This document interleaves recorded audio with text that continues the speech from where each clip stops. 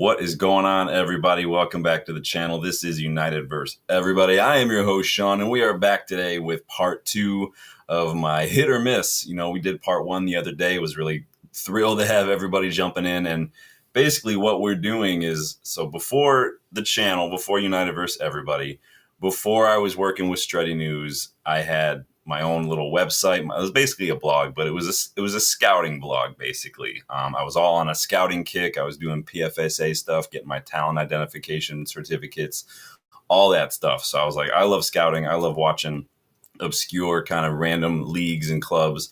Let's talk about some of these players. That was well over 2 years ago when that started, and I haven't done it in well over a year now, but we're going back and we're looking at some of those old scouting reports, and you guys are helping me see like which ones did I get right, which ones maybe did I get wrong, which ones are hits, which ones were a complete miss. That's what we're doing right now, and so I'm really glad you guys are helping me out. But that was part one. There were quite a few of them. I'm kind of going through each month by month. Some months there were more reviews, some months there were, but we are going through all those with your help. You guys are helping me do that. So we are back with part two today. I've got part three ready to go whenever we get another slow news day like today. Like, there's not a whole lot going on. Let's be honest. It's a slow news day. It just is what it is. And you guys know I don't like to sit here and talk about the same shit over and over again several times. When there's no news, there's nothing really to do. That's why we do these fun shows. But we are jumping in that. So I'm really glad to see everybody getting involved, really eager to see what everybody has to say because I've got a fresh batch of players for you. I'm going through these in order. So make sure you're hitting that like button. Make sure you subscribe to the channel if you are new. Make sure you're checking out the memberships to learn how you can get involved in future scouting reports, as well as a lot of the other content that we do on the channel. Memberships are the best way to do that. Go check out all the links in the video description. There's a ton of them. I know you guys are probably tired of hearing me go through them every time. I won't bore you with that right now, but go ahead and check out the links. All sorts of fun stuff in there, including charities, one-of-a-kind gear, discounts on kits, and things like that. Fubo, all of it's in there. So without further ado, let's jump in. We're going to get started with the next name on my list from 2 years ago now, and that is Omar Soulé. Now, some of you might not have heard of him until very recently because he's recently been linked to a lot of big clubs, including Manchester United. But way back in February of 2023, when I did this scouting report on Soulé, he was already piquing my interest at that time. He joined Udinese for free, but was reportedly detracting interest already from a number of Premier League clubs. 40 million price tag has been touted. Doing very, very well. I like Soulé a lot. Really good progressive numbers, really good defensive numbers. He's a really good young modern defender. Obviously, on the cusp, I think, of a big move, personally. You guys let me know what you think. I just want to go check out his numbers again real quick from a while ago to let you guys know. So way back in 22-23 when I did this, again, modern defender. We're looking at top 10 percentile for interceptions, clearances, blocks. He knows where to be. He knows how to win the ball. And then you're looking at pass completion, 96 percentile, progressive passes, top 20 percentile, successful take-ons, literal top 2%. Again, he's good at building out from the back, good modern defender. And this past year, I think he's doing very well as well. Let me go check on that one real quick. And I did put the poll. We're doing a poll every time, so you guys, for each of these players, so you guys can let me know what you think. So yeah, this year, even better. He's upped his tackle game to top 25%. And then again, those take-ons, now he's upped it to top 1% for take-ons, progressive carries. Again, doing very, very well. I like Omar Soulé a lot. I think I got this one right. What do you guys have to say? 100% if you say miss, that's harsh. I don't understand. I don't think this one's a miss, personally. I think this guy is actually doing very well. He's actually improved, in my opinion, since I first did this scouting report. But hey, everyone is entitled to their opinion. You guys are funny. Who did that? But doing really well, attracting a lot of interest from a lot of other clubs. Again, 40 million price. That's not bad. That's literally 40 million profit for Udinese. They got him for free. But big up Omar Soulé, getting that interest from other clubs. I'm going to put another one in the poll here. You guys get involved in these polls when I get them up. Sometimes, like I said, you might not be as familiar with a lot of them, but that's okay. Nothing wrong with that. But maybe this is a way you can get familiar with them. Some of these guys are doing very, very well. Let me put another name in here for you guys to get involved with. Oh, it's hot up here. How's everybody doing today? It's Monday. how's everybody's Monday going? Mondays can be kind of like meh for some people. It's nice out today. You guys know I've been sick for a couple days and missed it. I'm definitely kind of messed up today because I haven't really worked out or anything the last couple days, and then decided today I was feeling a little better. Pushed it a little too much, worked out, and then decided to go for a run because it wasn't as hot, and I definitely overdid it. But let's see. Dabasi says miss only because we missed his signing. Well, that's unfair, Dabasi. It's about whether or not you think I got the report right. I got like the prediction that these are good players, right? That's what we're doing. But big up, Dabasi. Good to see you again, my friend. Let's move on to number 2. Vitor Oliveira. So those of you who watch Portuguese football will be a little bit more familiar with him, and if you watch Italian football, you'll be familiar with him this season. So this was way back in February 2023. Young striker. He was at Braga at the time, and since he has moved to Genoa. But in the season that I did this scouting report, he had 14 goals, 2 assists in 21-22, 13 goals, 3 assists in the season I did this. But and then at the time of my report, which was middle of the season, he was on 7 goals, 2 assists. So he was doing really, really well. You can see why I liked him. He was doing, but he moved to Marseille and shit went a little sideways for this kid. So again, 13 goals in his final season as Braga, and then a combined 10 in the 4 seasons after he left. It's just not a good look.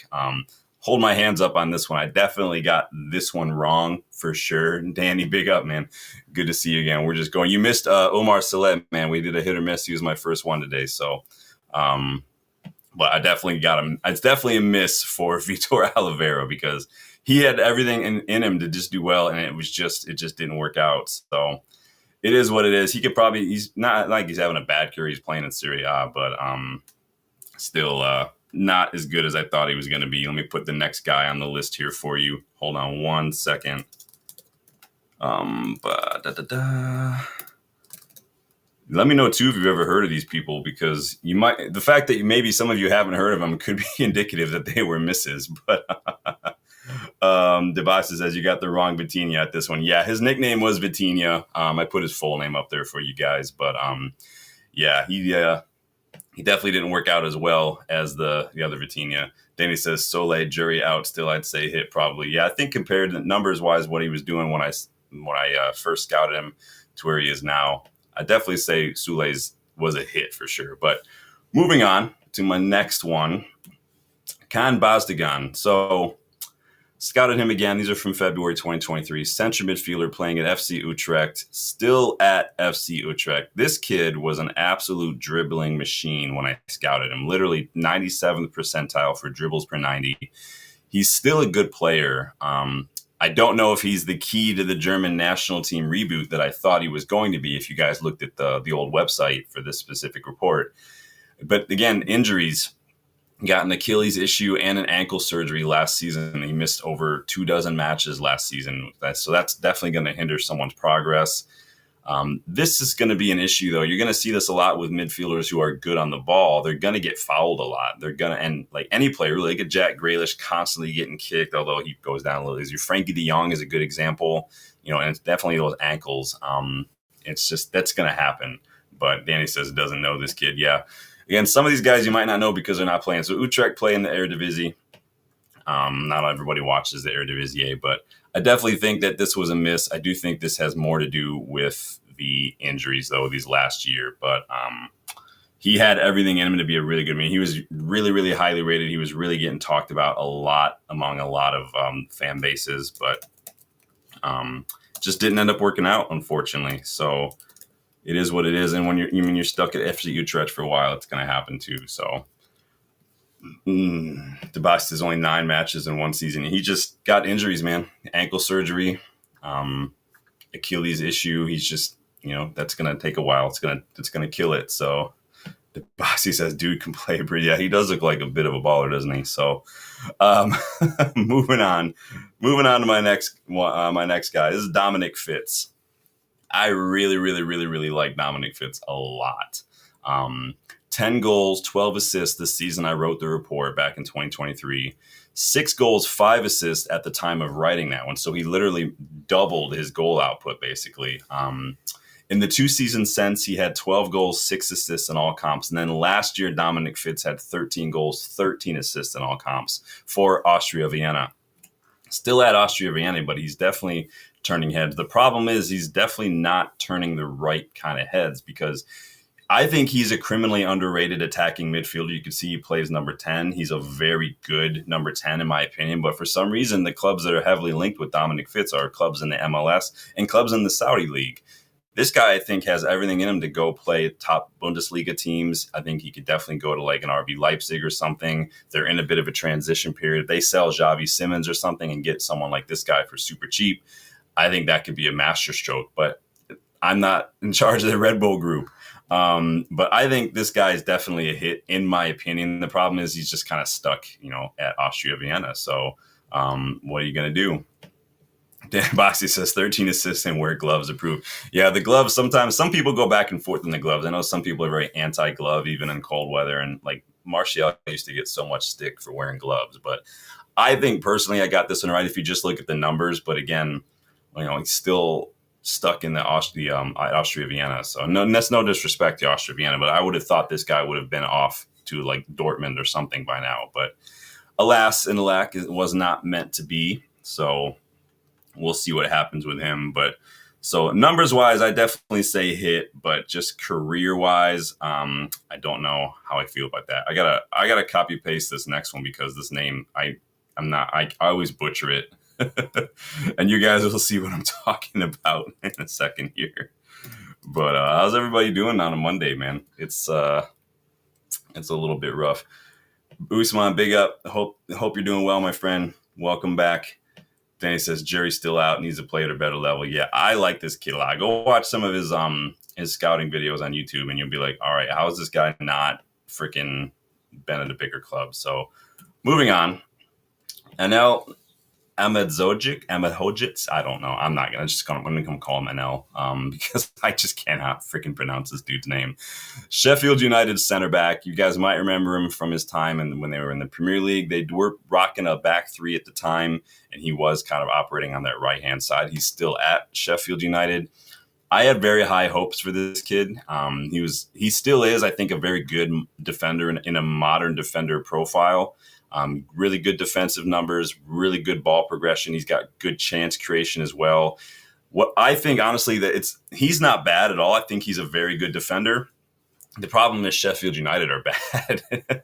That's just the fact. I don't try to make fun of them, but you can have a really good player in a really bad team, and that player is gonna, like, people are gonna associate that with the team. Like, he's probably one of the better players in a Sheffield United side. Unfortunately, they just happens to have the misfortune of playing for Sheffield United. If he were someplace else, I think maybe like a Brentford or a Villa or something, we'd be having a different discussion, because I think he's much better than Sheffield United personally. But again, it isn't what it is. It's about what I think. It's about what you guys think. Danny says still needs time. I think he's a very good defender personally. So Debasi says has tackle success of 56%. Even a kid won't be scared. You're funny. Let me see what his numbers are these days when I go look this up. Oops, that helps if you spell the name right, Sean. So what was his numbers looking like these days?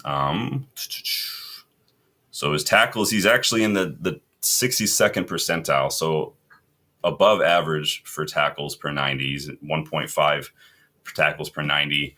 Again, it's those pass completion and the progressive carries that show you this is a modern defender. He's got top 10% for pass completion, top 13% for progressive carries. He's carrying that ball out of that first phase of attack, and he's getting it up the pitch. And that's what I mean when I say modern defender. And then again, those tackle numbers are not bad. Don't look just at the raw numbers, because it's easy to say, oh, he makes this like 56% of his tackles, but how does that stack up against everyone else? So if you say he's making 56% of his tackles, and then the numbers say he's averaging about 1.5 per 90, but that is in the 62nd percentile, that's literally 10%, 12% above average. He's better than 61% of all other center backs, basically, is what that means. And so not bad. It's definitely not bad, personally.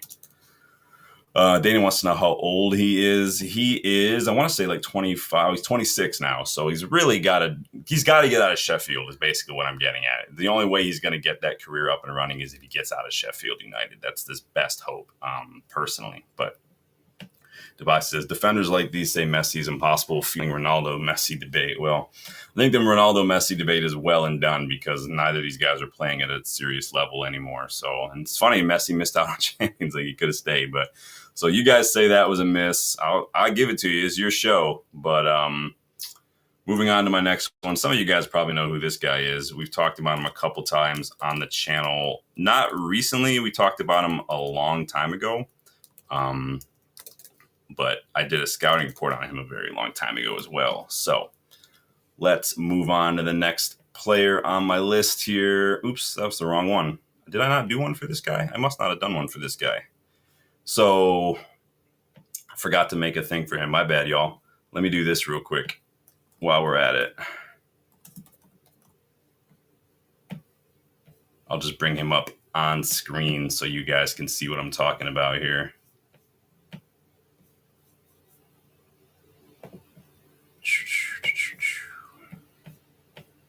Boom, we'll do that. There we go. Sorry about that. I completely forgot to make a little tab for him. Hold my hands up. See, I get it wrong.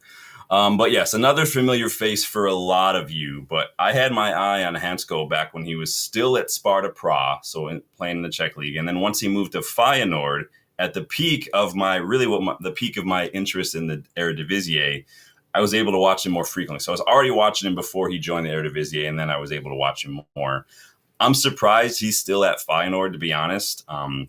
I'd still love him at United. I think he's an excellent modern defender, left-sided defender, can play left back if he ever needed to. But I think in terms of like Licha replacements, or like, I think he suits the bill every single way. I think he fits the system very well. Superb ball progression, like literal top 3% for ball progression.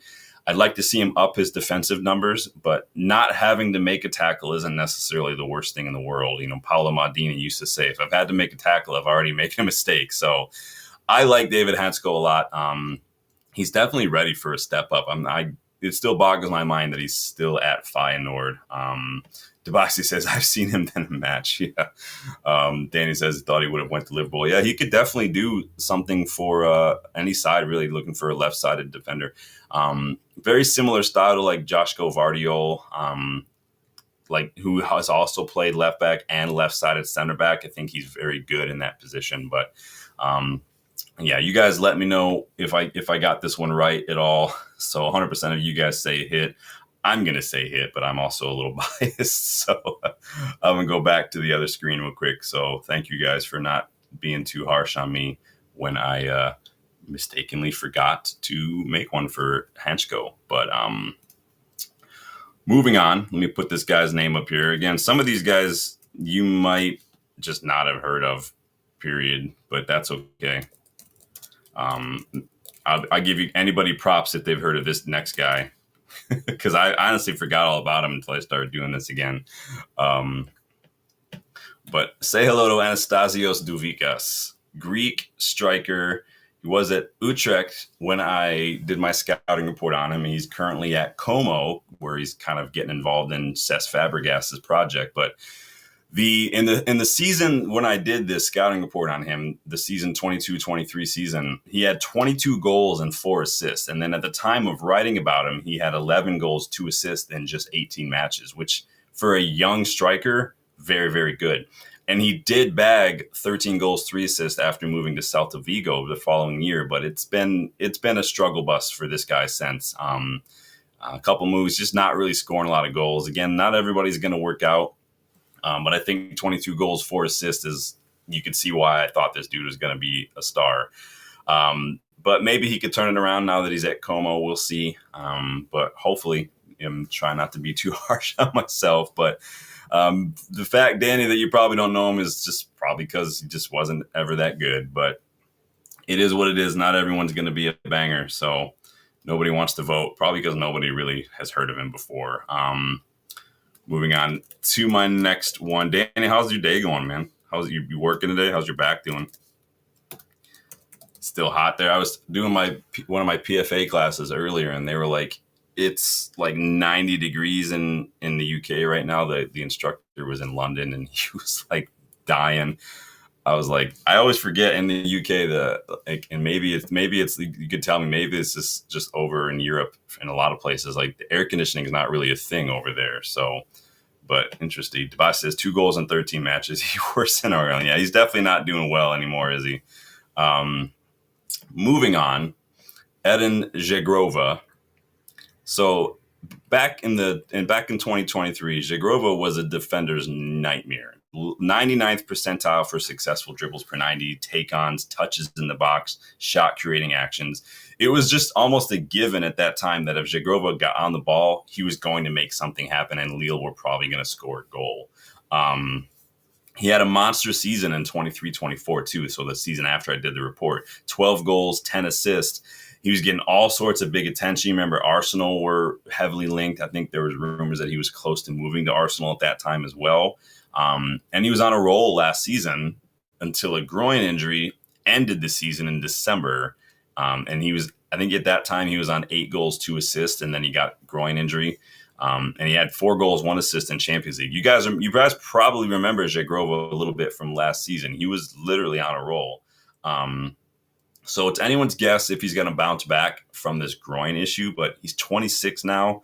He really needs to make sure that he can bounce back. Unfortunately, a lot of clubs are probably going to wait a year to see how he bounces back from this groin injury. It was probably the worst timing ever. He was really at the peak of his powers. He could have had the world by the short and curlies at that point, but it just did not work out. Unfortunately, these injuries just killed it. So he's still a very good player. I do still think personally I got this one right, but again, the injuries, man.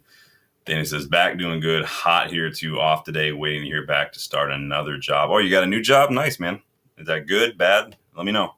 Danny says, haven't heard of him. Yeah, the Arsenal links and the groin, and then it just all went tits up, unfortunately, for Zegrova. But what you gonna do so far? So I'm getting the hit on that one. I'll take it.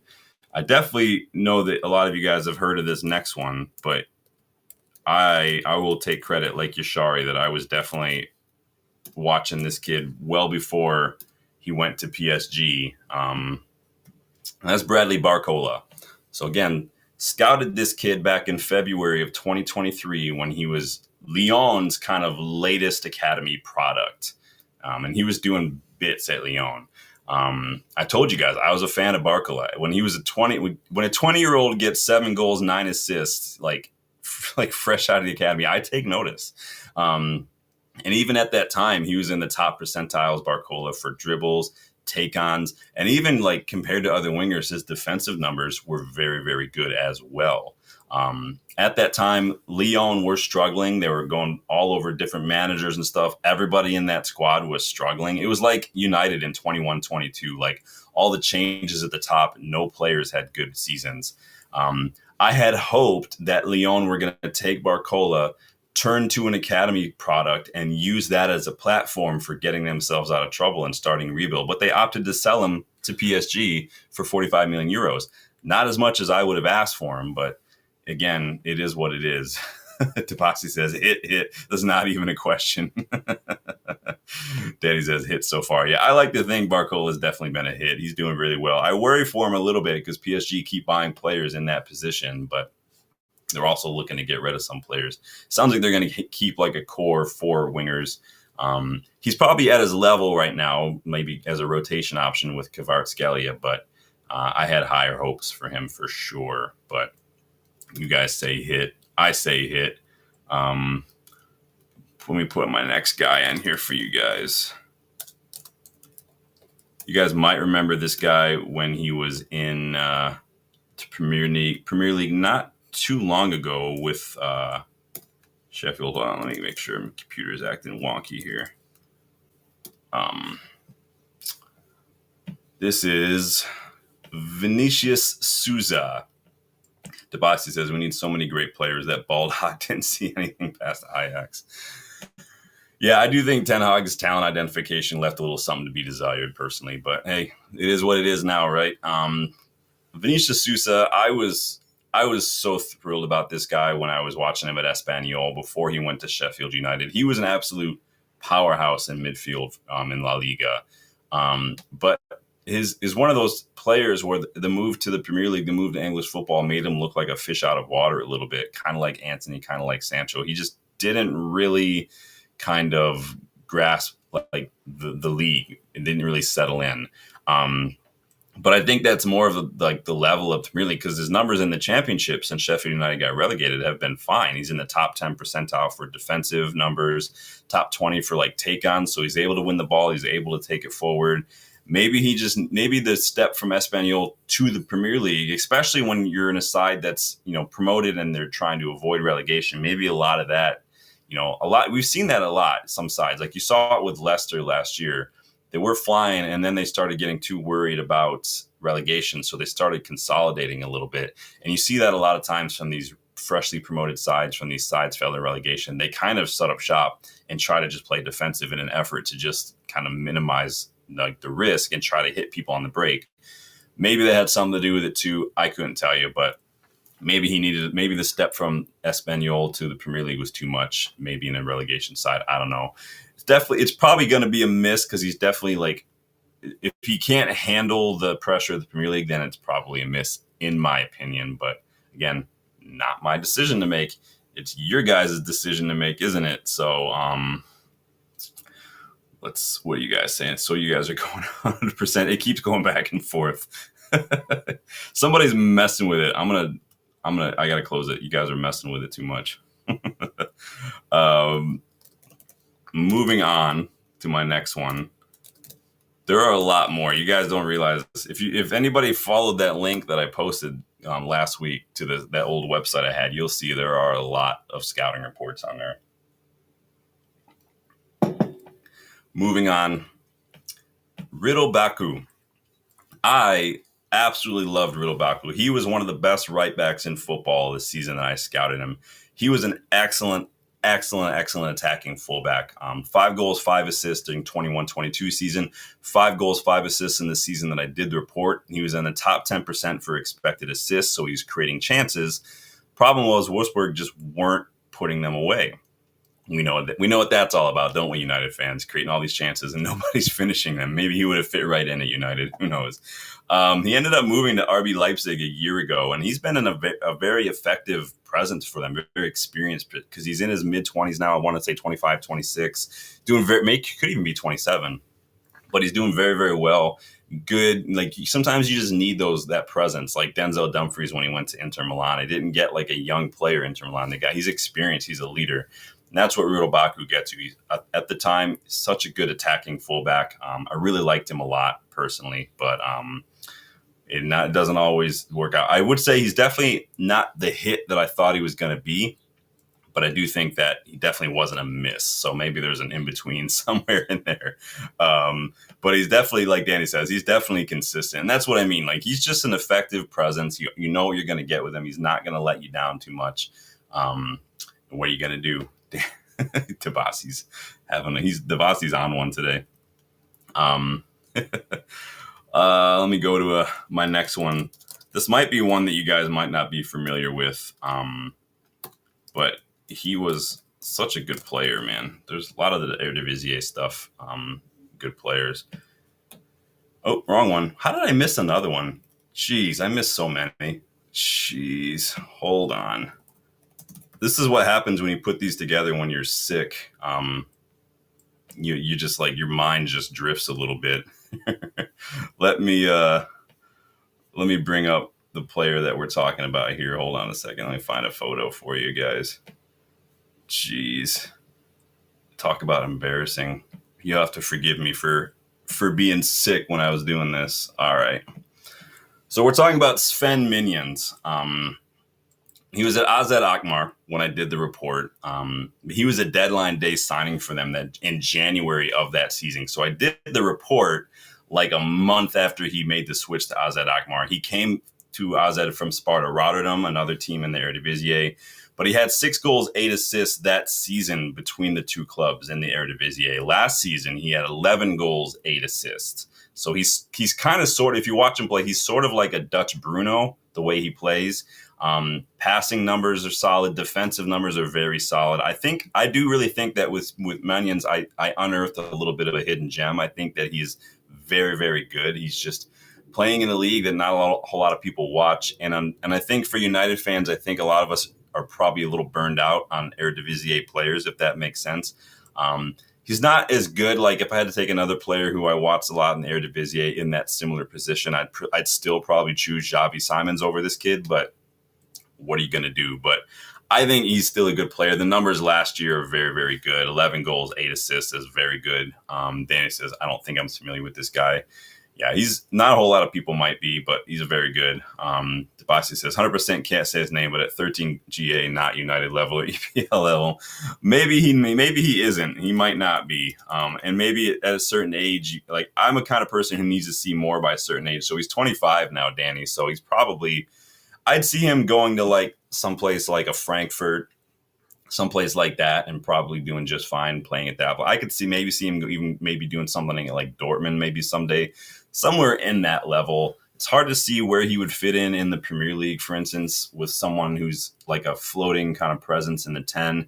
His style is, again, very similar to Bruno, very similar to a little bit of an Odegaard as well, kind of a little bit floating, a little bit just looking for that pass. Some of the passes he comes out with are just phenomenal too, but it is what it is with him. 25, I don't know what's next for him. Tizani Reinders was about 23 or so when he went to AC Milan from Akmar, so who knows, man. But 100% can't say his name. Tabasi, you're funny. So you got a little bit of a sneak peek at the next player on the list already. Let me go close that poll down a little bit. So just everybody who's kind of lurking is probably going to get involved with this one, because this is kind of going to start getting a little bit dicey. So be nice. Be nice, please. Hopefully I didn't forget anymore, because shit, that's embarrassing.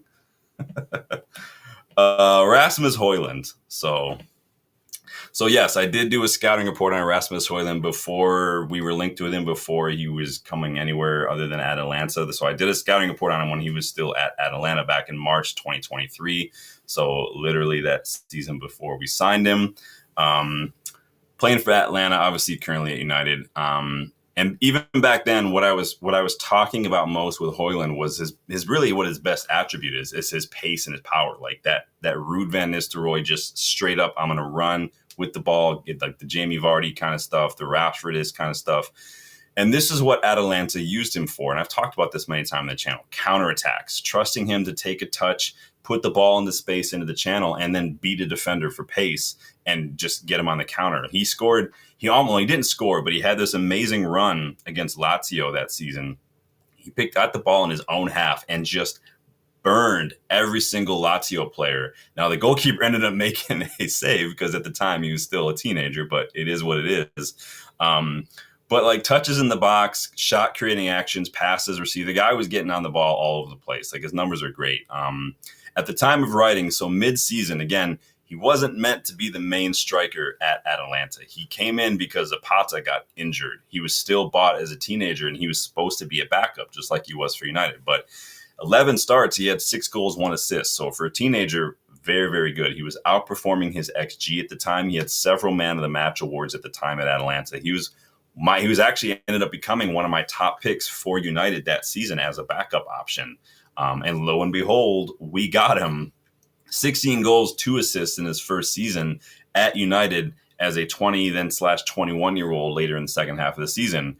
But of course, last season was not great. Just 10 goals, 2 assists in all comps, 4 goals in the Premier League. Not a good look. He did have 6 goals, 2 assists in the Europa League, though, which is actually really good if you look at on the face of it. Maybe he's just like a cup competition pinch hitter. I don't know. Maybe we just use him in cup competitions, and that's what we do. But again, he never should have been our main striker at that age that we got him.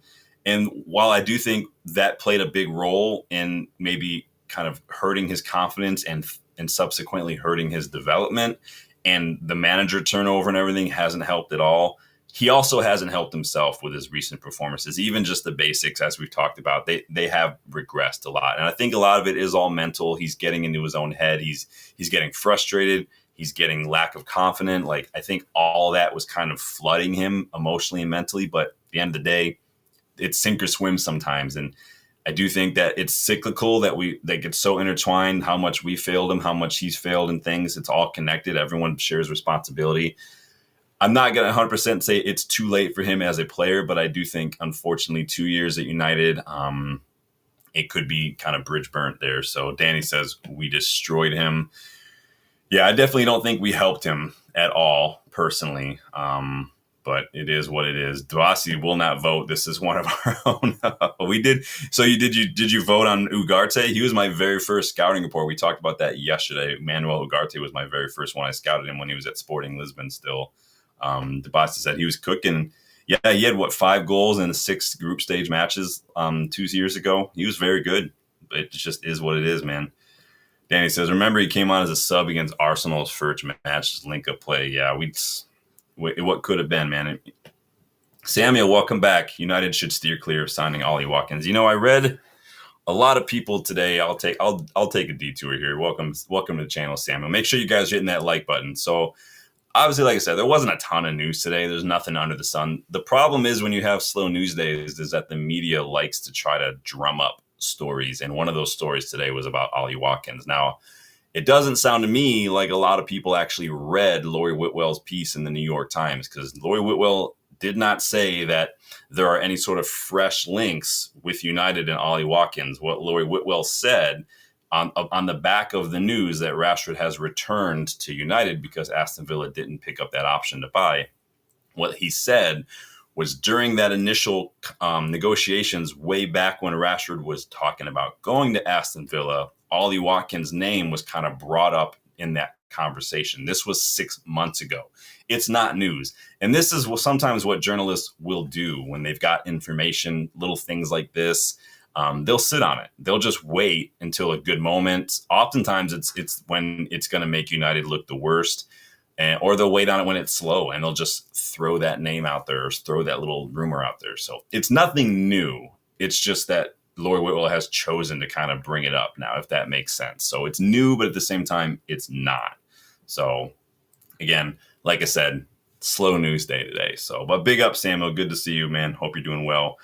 Debasi says, I hope he can get better with Cunha and Boom Boom. Is that going to be the nickname that Mbeumo gets? Because I'm here for it, man.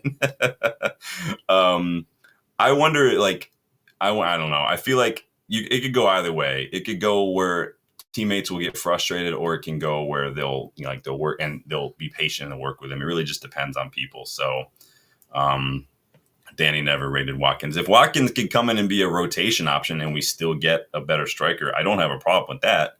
But I don't want to pay a lot of money for Watkins, just like I don't want to pay a lot of money for Emi Martinez. I wouldn't pay anything for Emi Martinez. It just doesn't make sense. But what's everybody saying on Højlund? I had a feeling maybe some more of you get involved. You guys, 100% of you are saying miss. It's so funny, like the dichotomy, because we'll say like we failed him in some ways, but at the same time, we're like, maybe he just also was a complete miss. I don't know. So let me put this next one in there. So we're going from one player that everyone's probably heard of to one that probably nobody has heard of. Make sure you guys are getting involved. Danny's at 25-30 tops for Watkins. Debasi says, call me crazy, but I need Ekitike to play for United. I am going to call you crazy. I'm not saying Ekitike is bad. He's one season. It's one season, and he's a young player. So I'm not saying he's the bad. I'm also not going to say he's the answer. Same with Liam Delap. I mean, I look at Liam Delap, Ollie Watkins, not Ollie Watkins, like Højlund, Ekitike, Shesko, even though I kind of look at them all in the same kind of category. They're like a couple tiers below top tier, potentially wise, and they're young. So that adds another factor to it. But let's talk about Anas Zarawi. Very good player. Played for Burnley when I scouted him. You can see all the pictures are from the club where I scouted him from. Excellent progressive numbers when he was at Burnley. Top 5% for carries. 6 goals, 3 assists at the time of my report. He ended up finishing that season with 11 goals, 5 assists in all comps, 7 and 5 in the league. So very good season for Burnley. Easy to see why I like this kid. He had everything in him to be a success in the Premier League, but He went on loan to Hull. He made the switch to RC Lens last year. He had just 2 goals, 2 assists in all comps. A big factor that had to do with the struggles at Burnley is, again, like I said, with the Sheffield United players, is that when you're struggling, when you're newly promoted and your whole goal is to not get relegated, you do change a bit. And that was a problem under Vincent Kompany. Remember, this was Kompany's first season with them in the Premier League. They were just trying to avoid relegation. Look at a lot of his fans, like Burnley supporters and everything. They loved this guy. They loved Zahawi. A lot of them lamented the fact that they sold him. A lot of them didn't want him to be sold. They wanted to keep him rather than bringing in some loan players like they did.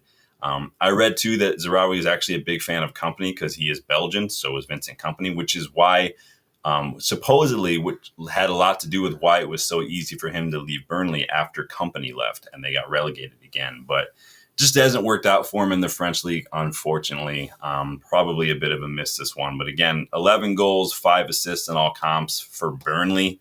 It's nothing to sneeze at. That's a very good return. So Danny doesn't know him, unfortunately.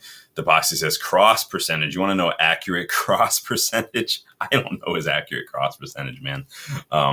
Crosses, it depends on how you play. If you have a big striker in the box, then your cross percentage is going to be a little more. But if you don't play with strikers, like Ten Hag didn't really, like a lot of it was, Ten Hag was inverted wingers. If you play with inverted wingers a lot, you're not going to see a whole lot of crosses, if that makes sense. They're going to cut inside and they're going to shoot. Like, you're not going to see a lot of crosses for Anthony in his first season because he cuts in on his left foot. So I don't know his cross percentage, man. You're going to have to go look that up if it's that important. I just don't know off the top of my head.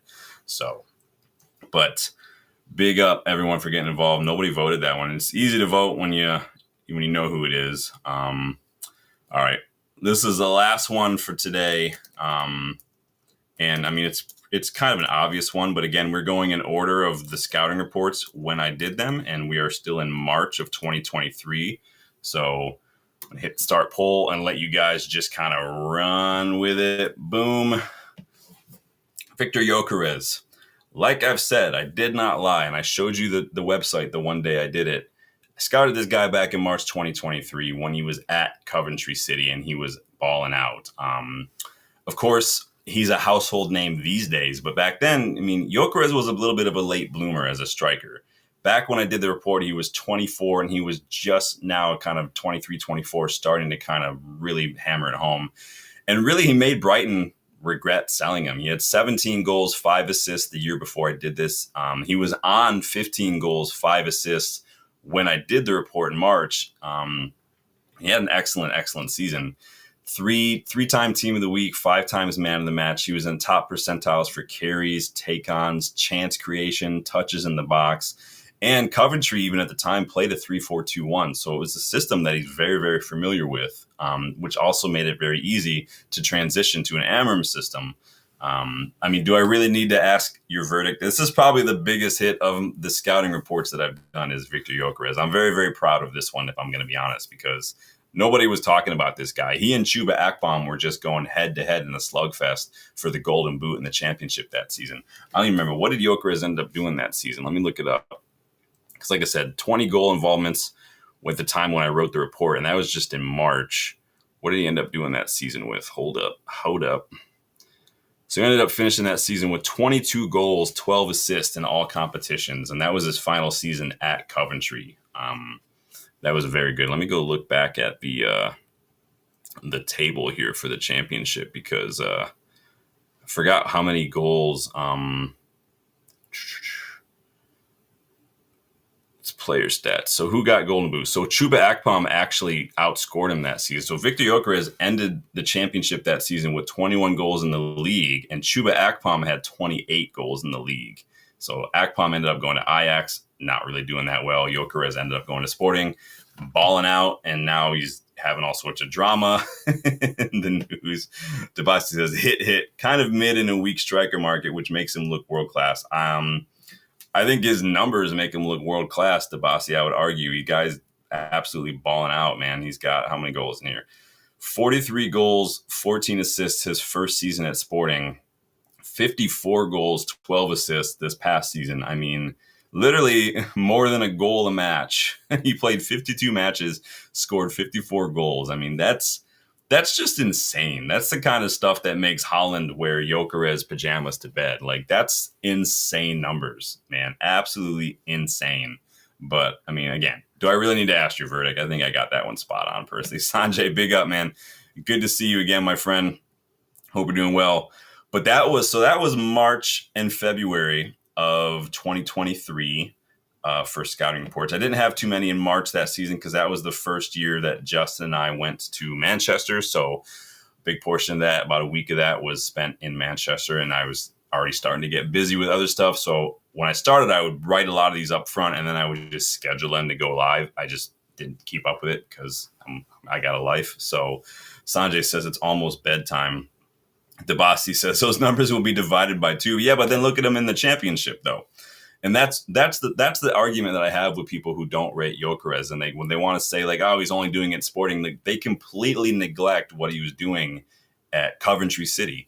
And like that, to me, if you can ball out in the championship, you'll be fine in the Premier League, in my opinion. I just do think you will, personally. It's a very, very physical league. It's like more matches through the season, but again, there's never any guarantees. I do think Gyökeres is about as close to a guarantee as you're going to get, though, personally. But Debasi, I mean, we've talked about a couple channels a couple times. I would love to hire somebody. Maybe I can go on Fiverr later on tonight, hire some sort of mathematician or some sort of physicist or somebody to come up with an algorithm that automatically converts goals from between different leagues. You know, how is a goal from Serie A compared to, like, what does that equal to a Premier League goal, and vice versa? Maybe there's some sort of goal conversion number, like converting kilometers to miles or something. If you can come up with that, you'll be like rich, man. You can sell that to like Opta for a cajillion dollars and just go hang out with like dolphins on a yacht and just sip some coconut drinks with some flippy floppies, and you'll be fine for the rest of your life. Dave says he gets double numbers in the Prem. Debasi says, so we should sign Hackney. Yeah, we should absolutely sign Hackney. I would sign Hackney tomorrow, personally. Like, I would. Dana says 15 goals, 20 assists in the Premier League. I'd say, yeah. And then again, it's all about who you've got around you too, because he was doing this in a Coventry side where he's the best player in that Coventry side, like bar none. You bring him into a United side where you got Bruno supplying things, Cunha and Buemo making these runs, linking up. You've got Ahmad progressing the ball. If Dorgu can lock in his final ball, like, Gyökeres could be balling out, man. And you've got less matches now without European football. It's probably a big part of why, between the two of us, he's leaning more towards Arsenal. Players want to play in the Champions League. Everybody knows that. We sat here and complained the whole time about missing out on top 4, and then we get surprised when a player wants to maybe prefer a club who's in the top 4, and then the cognitive dissonance kicks in, and everyone's like, well, I don't want Gyökeres if he doesn't want United. Like, you have to convince every player to some extent to come to your club over another club. That's how transfer negotiations work.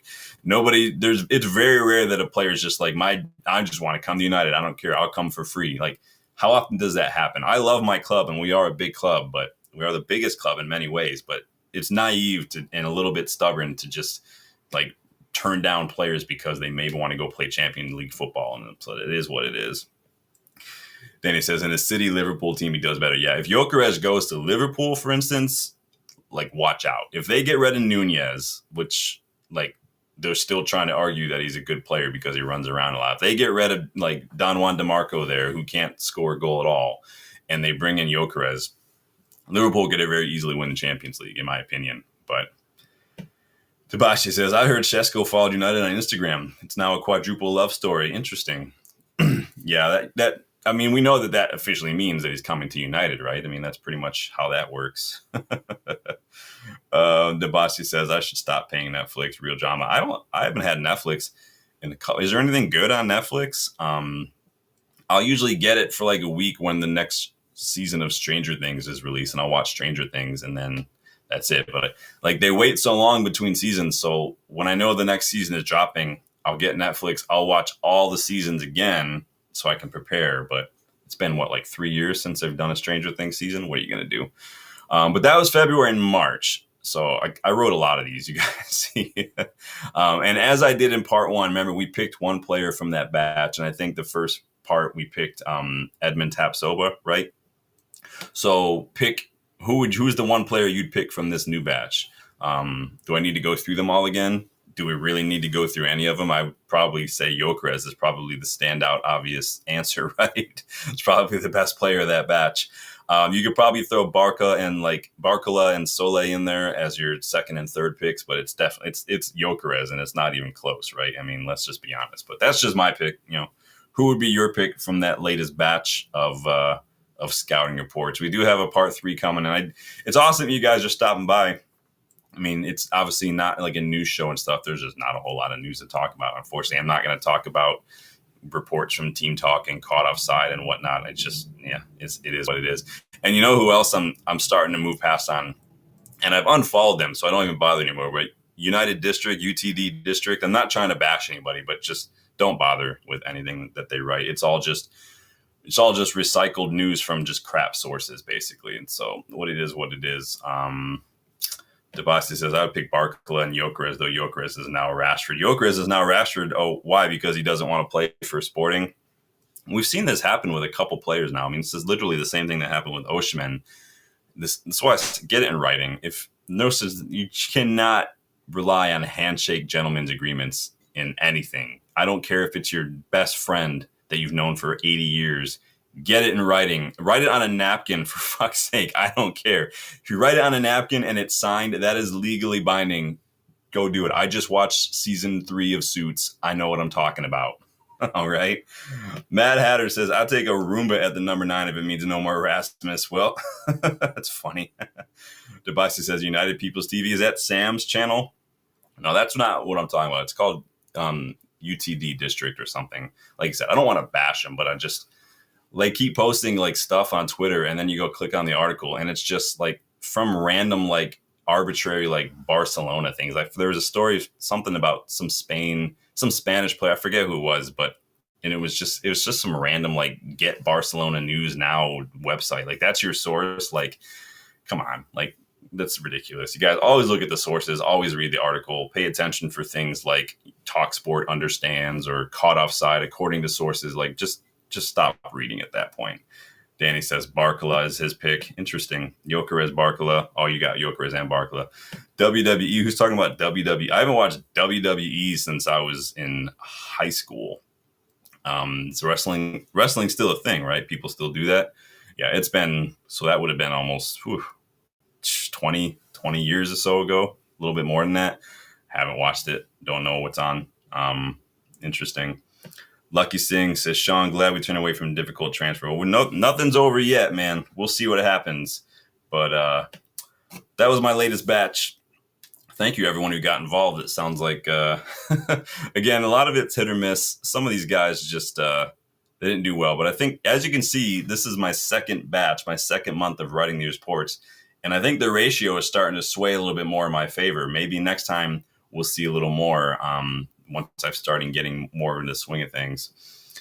Danny says 99 when WWF was for me too, probably the last time. Yeah, it was a long time ago. Very, very long time ago. I think I was into it back when I liked watching the Hardy Boys. Are the Hardy Boys still a thing? You guys know who I'm talking about? Jeff Hardy. I used to love watching Jeff Hardy, but this was high school. So this was a long, long time ago. Things like that. I like Shawn Michaels in the mid 90s.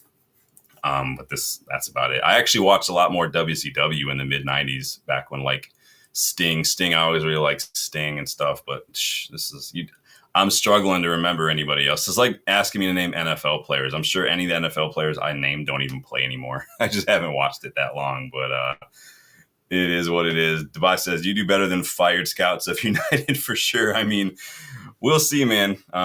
If honest to God, though, Debasi, if I were in charge, I would have pushed United to sign Gyökeres that last season at Coventry, and I don't think we'd be struggling as much as we are right now. Can you imagine the Gyökeres of the last 2 years if he were at United? Had we signed him instead of Rasmus Højlund, it would have been a very similar price, probably less than we paid for Rasmus Højlund, honestly, if you think about it. But Danny says, Ultimate Warrior. I remember Bret Hart. I remember that guy. That's funny. Danny says, yeah, me too. WCW was, yeah. WCW just I remember it got a little crazy. But I had a buddy who really liked Goldberg. You remember that guy? But yeah, it was always Sting for me. Sting was legit. But what you going to do?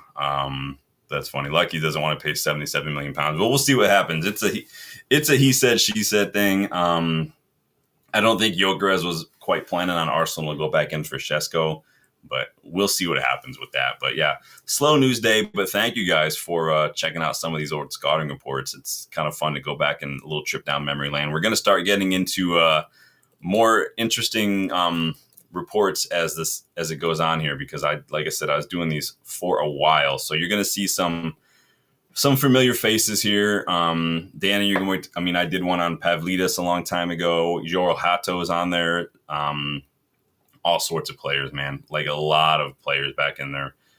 Looking through some of these right now. Kozlowski. I did a scouting report. I just talked about Kumbedi the other day. I actually did a scouting report on Kumbedi back in 2023. So Hackney 2023 as well. I'm just looking at some other these. Malik Tillman, I did one in 2023. He's balling out right now for the United States. Absolutely balling. João Neves, June 2023. I'm just looking. Oh man, I forgot about this kid, Johan Lepennant. I think he had a really good under 21 Euros too. He used to play for Lyon as well. Matt Hatter says, how come no one is going after Jonathan David? They might be, but again, it could be like the Mbeumo situation where maybe he has a destination in mind and that's what he's telling people. Some clubs are waiting until July 1st, and maybe that's why he is going to get a big bonus. His agent's going to get a big bonus. Some clubs like Juventus or any of these other teams that are linked to them, I would love us to make a late swoop for Jonathan David. I think it would help us solve a lot of problems. We get a quality striker, really good age, good experience, and maybe it frees up some funds for like a midfielder. But what you gonna do, man? Debasi says, my dream is Hato at United. Never going to happen. Yeah, I doubt it. I doubt it. It would be nice though, but I think with Heaven, we're just fine personally. But Debasi says 25 million signing bonus. Yeah, like I said, free agent. There's no such thing as a free agent. You're going to have to pay a lot of bonuses. The agent's going to have a fee as well. But what you going to do? Yeah, Danny, it is a bit of a no-brainer. You guys remember I did that budget summer rebuild video a few months back, and David was my pick for striker. And I didn't have to spend 200 million. That was the challenge. And I spent like 125 million and got like 5 or 6 players in and did very, very well. But what you gonna? Lucky says, glad we're looking at Ollie Watkins, Premier League Prugen. Yeah, we talked about that before you popped in, Lucky. We're not looking at Ollie Watkins technically. If you, like I said, if you read through Laurie Whitwell's article, what he brought up was the fact that way back when we were discussing our Rashford's loan to Aston Villa back in January, that Watkins was brought up back then. These aren't fresh links to Ollie Watkins. He's just telling us, yeah, Watkins was a name brought up during those initial negotiations like 6 months ago. Got to go read the articles, man. But big up, Lucky. Danny said, yeah, I put him down yesterday, man. Still a bit sick yesterday. Feeling a lot better today, but I definitely overdid it trying to work out and then go for a run. Working out when you're still getting over being sick for 2 days and then going for a run for like a mile and a half, it's not smart, man. I was just wasted. And then I had to turn around and do a class for this PFA junk, man. Yeah, it is a little bit recycled news. Like I said, sometimes these journals will just sit on stuff that they have, and they'll just wait for slow news days or, when to kick United when we're down kind of a thing. And when optics are at their lowest, that's when you're going to see a lot of the negative stories start popping up from these journalists. That's just how it works. We're low hanging fruit a lot of times, and we get more clicks and more coverage. So you'll see us linked to a lot of players, Lucky. And I'm not trying to be condescending. I'm really not. But that's just the way United's name is used in the media. Like a player that we've never had any interest in, we've never talked about, we never did. Our name you see it all the time. Like, oh, Spurs linked to United target, Arsenal target, such and such. It's not true. It's literally not true. So just stick with the journos that that are reliable. Don't worry too much when we're linked to everybody under the sun. This is a big part of why I don't do. You're not going to see me do a lot of videos on like all this, like the Ollie Watkins junk, because it's not really news. And so there's no point in wasting you guys' time talking about it. But Wallace Yan, man, I will definitely go ahead and look him up. So Cunha, João Pedro, interesting. Where does this cat play, Danny? Let me see. You said he was at Flamenco. Is that what you said? Wallace Yan. Let me see what we're looking at here. 20 years old, so young, plays for, who is that? Compound. Oh yeah, Flamengo. Interesting. Let me look him up real quick on Foot Mob and see where he's at. So hard part is you can't really get a whole lot of percentiles for players in the Brazilian league. They don't really have a whole lot of numbers on there. So where is this kid? Oh, we do this stuff live because I'm professional. So Flamenco, what are we looking at here? Left wing. What are we looking at? 6 goals, 3 assists, and 16. Not too shabby. All right. I will look him up. Let me see if he can pop up on FBref and I can see what I'm working with some raw data. Then we'll go from there. Just called Wallace. Is that what he's doing here? Yeah, they don't really do a whole lot of that for the Brazilian league, unfortunately. So I'll look it up though and see what I can find. But big up, Danny. You know, I always got time for your recommendations. Debasi is still in for Rios. Yeah, Rios is just one of those players that just came out of nowhere last year, right? And it's so funny if you look at his story, like his like just his career, like the dude is playing street footy, man. He got picked up. And so he's interesting, but we'll see. I like the way he plays. He does remind me a little bit of like Pogba, the way he plays. But like he says, Chelsea won't buy Garnacho. You mean Garnacho? So yeah, they bought Gittins. So Chelsea Todd Bowley just does not learn, man. He doesn't learn at all. He's literally just scattergunning it and praying that somebody sticks and maybe praying somebody doesn't get busted for doping. And then you don't waste all that money on him like you did Mudryk. But what are you going to do? But I'll let you guys get back to your Mondays. That's it for me for my old scouting reports on part 2.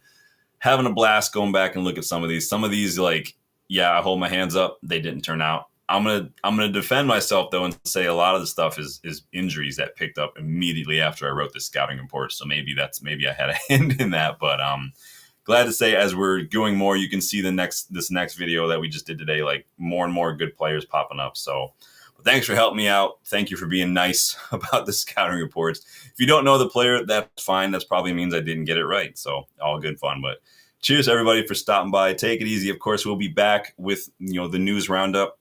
Hopefully we'll get some news to talk about, but you guys know I've always got stuff to talk about with you. So enjoy your night, enjoy your Monday, and I will see you guys on the next one. Don't forget, like button, subscribe, please.